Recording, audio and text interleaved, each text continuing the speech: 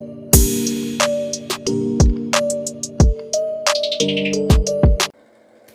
everybody, I am Blade Alabama and you are officially in Blade's world. Welcome back to my channel. But before we get started, will you please smack that like button and smash the subscription button for me, please? So let's go ahead on and get to this story. Yeah, I know you saw the title and thinking, what in the world is that?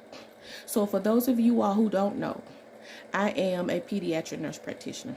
My background, though, starts off as a registered nurse in women's and children's. I've done just about everything women and children's you could possibly imagine.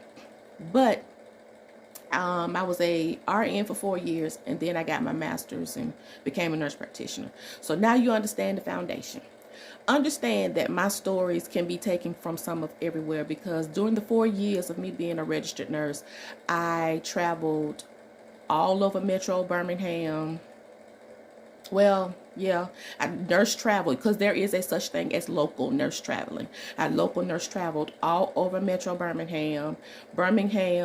I've worked in Montgomery, I've worked in Huntsville, and I've even done travel nurse assignments out in California.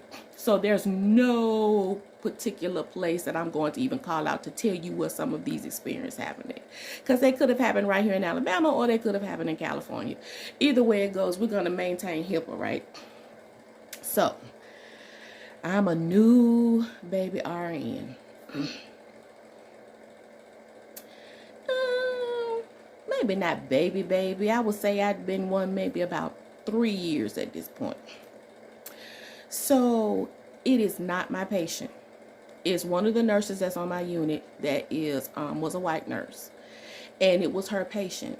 I didn't know what was going on. The only thing I knew was I heard commotion, and it was right across from the nursing station. So I'm listening. I'm like, well, what's going on? So the nurse comes out, and I'm like, what in the world is going on with your patient? And she said, oh, it's an issue with the dad. The mom doesn't want the dad to see the baby. And I said, oh, one of those. Okay, so that's typical. We those of you all who work in this area, it's common. So I didn't think anything about it. I'm just sitting there minding my business. Then I see him walk out. Then he walked back in, because I believe he walked out after her, but then he walked back in. The next time he walked out, I heard these words. You know what? Don't even worry about it. Don't worry about it. I'm finna go to my trunk. I'll be back.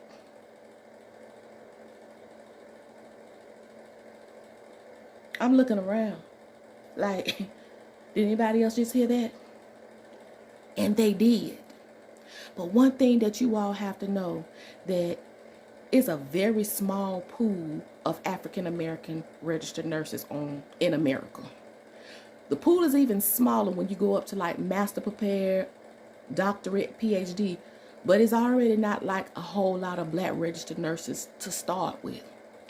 I never felt so alone in all my life, because although on my particular unit we had quite a few African American registered nurses on the unit, that particular night that I was working, there were none around.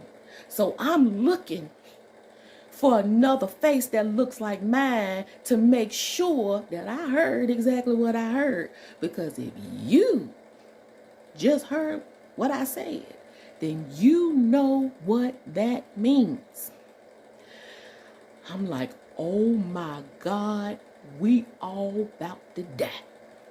So instinctively, I get up, because I'm looking around and I realized that everybody heard what I heard, but they didn't understand what that meant. When a black man tells you, that's okay, I'm about to go to my trunk, you know what that means. So I instinctively take control of the situation, and I jump up. I literally run to catch him. I walk briskly. Let's say that I didn't run, because my goal at this time is not to alert and cause any more chaos because I'm trying to save my brother from going to jail.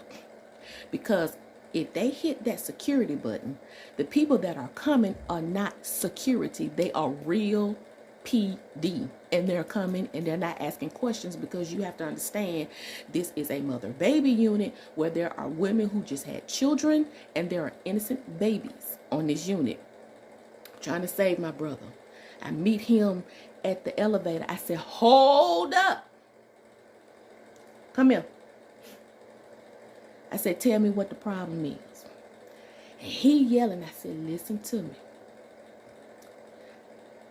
I said, first, walk with me, because I needed to get him away from the elevator. I turned him around. I said, walk with me. Talk with me. I said, I'm here. I'm listening to you. Tell me what's going on.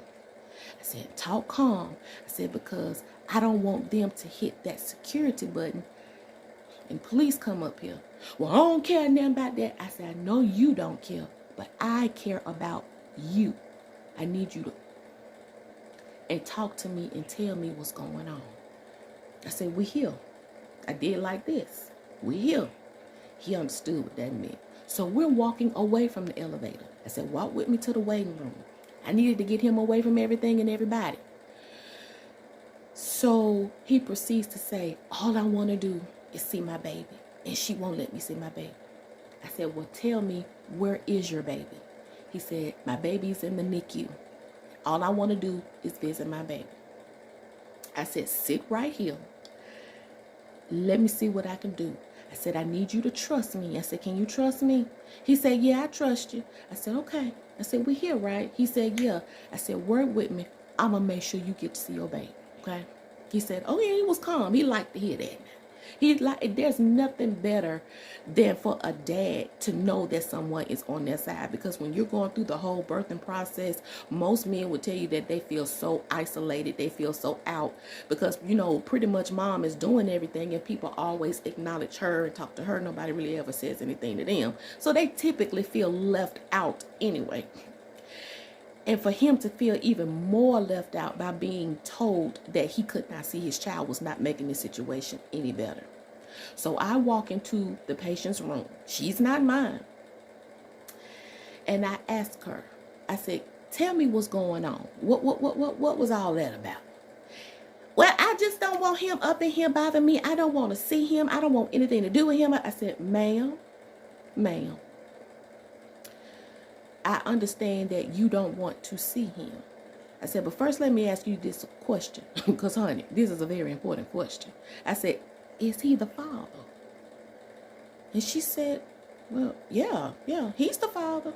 I said, okay, now that we have that established, is there any particular reason why you don't want him to see the baby? I said, do you feel like he is in jeopardy of hurting the baby? Is he a threat to the baby or anything like that? And she said, well, no, I don't think he would do anything to my baby. I said, okay, was there any particular reason why you don't want him to see the baby? She said, I don't have a problem with him seeing the baby. I just don't want to see him. I don't want him anywhere near me up in my room. I said, ma'am, that's fine. I said, well, typically you get 2 bands when a baby is in the nursery. At least in our hospital it was. Well, the mother gets a band and a support person gets a band, and that band allows you in and out of that NICU. So I said, you know, well, who has your other band? Messy ass mama in the corner. I got it right here. It's right here, and I ain't giving it up. Ma'am, I didn't ask you to give up your band. I just asked where it was, because I needed to know if she shared it with someone, and because if she didn't, I was just going to temporarily put it on his arm and then turn around and give it back to her to make it easy. But once I saw what this situation was going, I completely nipped all of this in the bud. Ma'am, I don't need your bracelet. If you haven't realized, I have a badge. I can swipe in and out. I don't need your band. So I told her, I said, look, whatever it is that you all have going on, that doesn't have anything to do with that innocent baby down there. That baby needs his mother and his father. And especially at a time like this, because your child is not in the well baby nursery. Your child is in the NICU. Wouldn't you say that it's important for your child to heal and have two parents to love on him and nurture him back to health so he can get out of the NICU and at home with you all? Isn't that what we want? Well, yeah, that's right, but I just don't want him in here. I don't want to have anything to do with him. I had to shut her down again. Ma'am, he told me he's not here to see you anyway. He's not here to see you. You should have seen the look on her face. Her face was just like, because you could tell that really what she wanted was attention from him. And all of this overly emotional, I don't want him in the room, I don't want him, da da da da. All of that was just really about the fact that she wanted attention from him. So when I shut her ass down and let her know that he's not up here for you anyway, he's up here strictly for that baby, she was speechless. I said, okay, so now that you have informed me that he is the biological father of the child, I'll make sure that he sees the baby. Everybody can keep their band. Thank you. So I walk down to the nursery. I tell him, come walk with me. He said, where we going? I said, we going to see your baby. He literally just stopped walking in the hallway, and I could tell that his eyes was welling up. And I just kind of pat his shoulders. I was like, it's going to be okay. He was like, it's just been a lot. And for me to find out that my child is here and he in the NICU, nobody will tell me what's going on and all that stuff with her. I just want to see my child. And he apologized. He said, I am so sorry. I did not mean to come up here and start stuff up here on the unit with all these people. He said, it's just the idea of somebody keeping my child from me, and my child is sick. I told him, I said, I understand. I do. I said, that's why I stopped you, because you were about to do something really foolish that was going to stop you from seeing your child forever. I said, you do realize that there are innocent people on this unit who just freshly had children, and mothers walking down the hallway pushing babies in cribs. I said, you have to think before you do things, because you almost got yourself in trouble. He was like, I did. I said, but it's going to be okay. I'm going to take you to your baby. So long story short, I badge him into the NICU. I introduce him to his baby's nurse. I find his baby, first of all. I introduce him to the nurse. And then I let her know that dad doesn't have a band because mom gave the support band to her mother. But he is the biological father. How can we ensure that he can come in here and see the child if he doesn't have the band? She said, well, he's the biological father. I said, yes, I just spoke with the mom and she said that he's the biological father. She told him, she said, okay, well, regardless of what's going on, I need for you to come back up here tomorrow and sign that birth certificate. He said, oh, I will be up here for that. Now, if she don't want me to be in the room, whatever, that's fine, but I will be up here for that. So she said, that's fine. What's your first and last name? She took down his information. She said, but in order for you to see him, you're going to have to come back and show your license. I will write you down as the father, but I need your license. I need you to show your license. So that's how he was able to bypass the band situation and all of that, because I was there to verify that he is who he is, his first, his last name.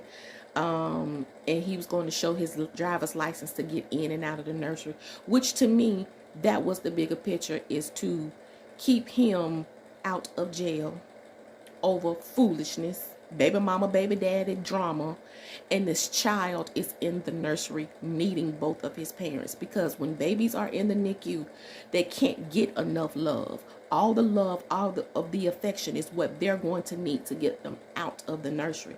And so I told him to wash his hands real good and take his time and just spend all the time that he wanted with the baby. So that is the end of that crazy story. But let me give you my thoughts on something, and I don't really care if this is popular opinion or not. When two people conceive a child together, and you bring forth life together, it's really important that outside people stay up out of that. Because grandmothers and friends and family, whoever you have in your life that's your support system, everybody coming in, getting involved in what you have going on between the father of your child and the mother of your child, everybody really need to stay out of it. You know why? Because none of them were there when that child was conceived. If you were not there and a part of the conceiving of that child, then you need to mind your business and stay out of stuff that can cause confusion and chaos, because the only person that ever gets hurt in a situation like this is the child.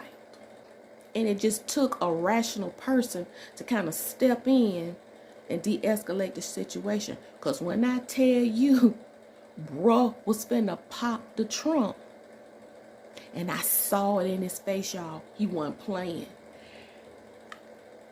I'm looking around like, where's my support? Where's my help? And it dawned on me, these white girls have no idea what any of this means. Y'all, that was a scary night. Because had I not been sitting where I was, it probably would have made national news if somebody came up and shot up a hospital, a maternity floor at that. It would have been a hot mess. So anyway, that's my story on Pop the Trump Baby Daddy. You all come back and see me again. And thank you for tuning in and watching my silly story time. I am Blade, Alabama. You are in Blade's world. And thank you again. I see you next time. Bye.